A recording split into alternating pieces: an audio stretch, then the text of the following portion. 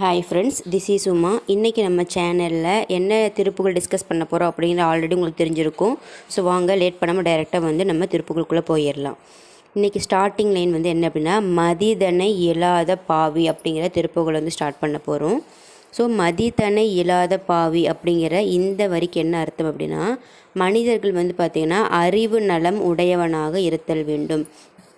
So திருக்குறளில் சொல்கிற மாதிரி தான், அறிவுடையார் எல்லாம் உடையார், அறிவிலார் என்னுடையர் எனும் இலர் அப்படிங்கிற மாதிரி எந்த ஒரு மனிதனாக இருந்தாலும் அவங்க அறிவு நலம் உடையவனாக இருப்பது கட்டாயம் அப்படின்னு சொல்கிறாங்க. அறிவினுடைய தொழில் நம்முடைய மனதை புலன் வழி செல்ல விடாது. அதனால தான் ஆணையை அங்குசத்தால் அடக்குவது போல் நம்ம அடக்க வேண்டும். ஸோ ஒரு யானை எப்படி அங்குசத்தால் அடக்குவாங்களோ அதே மாதிரி நம்ம அறிவு நலம் உடையவனாக இருந்து நம்மளுடைய அடக்குவது மிகவும் இன்றியமையாதது.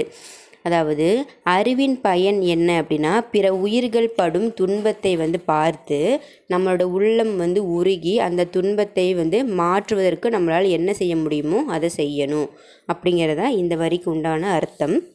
அடுத்தது குருநெறி இல்லாத கோபி. குருநெறி இல்லாத கோபி அப்படின்னா, குருவரெலாம் நம்ம எல்லாருக்குமே தெரியும். இப்போ யார் நாலேஜில் டெவலப் ஆகணும் அப்படிங்கிறதுக்காக தான் எல்லோரும் கொண்டு போய் சில்ட்ரன்ஸை ஸ்கூலில் சேர்த்துறாங்க.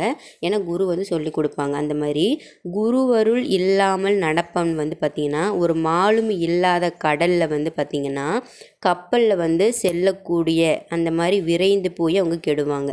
ஸோ ஒரு குருவருள் இல்லாத யாராக இருந்தாலும் மாலுமி இன்றி கடலில் பார்த்திங்கன்னா கப்பலில் செல்லுவான் போல் அவங்க விரைந்து போய் கெட்டு விடுவார்கள். நூல்கள் கடல் நீருக்கு சமமாக இங்கே சொல்கிறாங்க. அதாவது விடாய் கொண்டோன் அப்படிங்கிற கடல் நீரை பருகுவது வாயின் இந்த விடாய் கூடுமே என்று குறையாது. ஸோ நம்ம கடல் நீரை ஒருத்தவங்க பருகுவானாயின் அவங்களோட விடாய் கூடுமே தவிர குறையாது அப்படிங்கிறது அதுக்கு அர்த்தம்.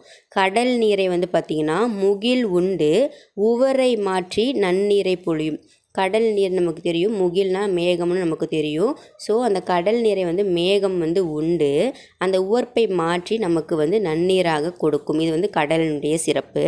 அந்த நீரை பருகக்கூடியவங்க பார்த்திங்கன்னா தனிய பெறுவான் அப்படின்னு சொல்கிறாங்க. அதுபோல் கல்வியாகிய அந்த கடல் நீரை ஆசிரியனாகிய நம் மேகத்தின் மூலம் நாம் அறிய வேண்டும்.